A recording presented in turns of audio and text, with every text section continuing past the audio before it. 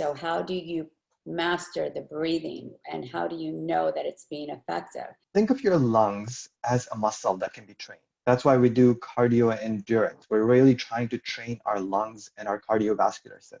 Between the lungs to the heart to all the blood vessels that permeate every ounce of your body. There's not like any part of your body that doesn't have blood in it. And that blood is being pumped through your heart, and that's where the oxygen is coming from. And it's taking the carbon dioxide out. You stop that cycle for 5 minutes, I trust you, you won't have a pleasant experience.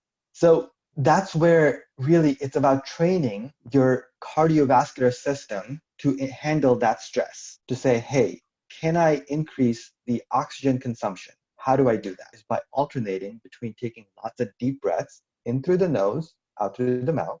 Let's practice.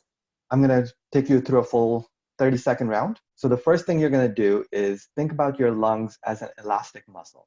Take the deepest breath you can, and then try to pack your lungs like they're a balloon on the inside. So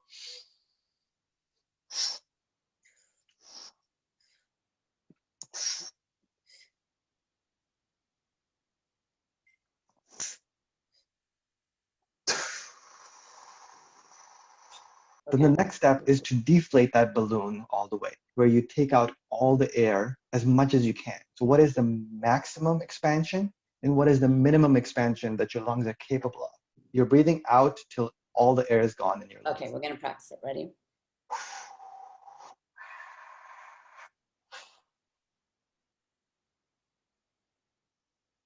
Do I hold it?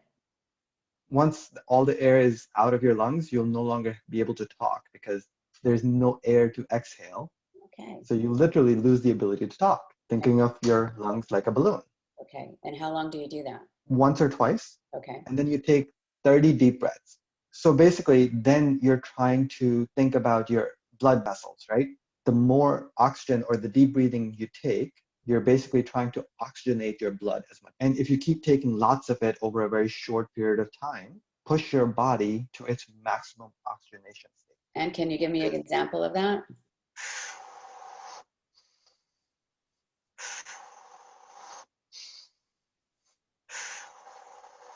Do that 30 times. And it's really about trying to separate and become conscious of what is your oxygenation level. Because every time you exercise, your breathing is subconscious. But to become aware of how your body functions, you have to make your breathing conscious. You got to have these safety protocols when you first start practicing. Do your own research, independently verify that what people are telling you is based on scientific basis. Which reminds me, I want to make sure that the information that you shared with me will be the description below, plus the appropriate people get the credit for the research. And essentially, I just want to give a big shout out to a world-class athlete who sort of has been pioneering a lot of how we think about breathing. And his name is Stig Severinsen. He is a multi-world record holder. He's got like several Guinness World Records. Discovery Human claimed him as the ultimate human. What was his longest that he held his breath?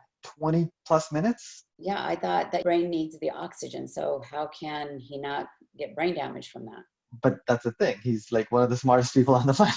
I think a trend is in intermittent fasting. How does that relate to what regular fasting is? So intermittent fasting is still trying to let yourself think of it as a ritual, right? You're thinking of the ritual saying, hey, someone said had a great deal of benefit with intermittent fasting, and they go with this like feeding window and they time this and they do this, this, and that. I want you to stop thinking of fasting as a ritual and think of it as a skill. Everyone has an innate ability. What your body is capable of is not the same as someone else. We're all different. So why would your feeding and eating pattern and fasting habit be the same across two different people? Right. Just listen to your body and do what you can do. I always say that within the beauty industry, when I'm talking to anyone, I say, listen to your skin. Your skin actually tells you if it likes what you're putting on it. And a lot of people just keep practicing what other people are doing as opposed to practicing what's good for themselves. And within that, I just want to add, like, there's lots of things that will make you feel good in the moment and then have long-term damaging consequences. You can go and get that liposuction. It'll feel great for about a month. You'll lose that weight and then it comes right back and you got all these like scar marks and other issues.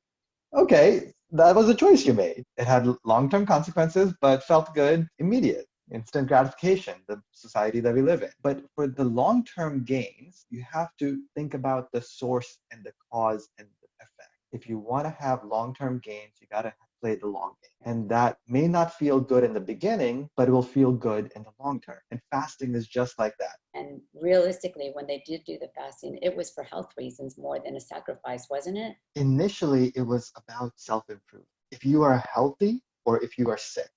For a sick person, fasting will make you healthy. For a healthy person, it will make you stronger.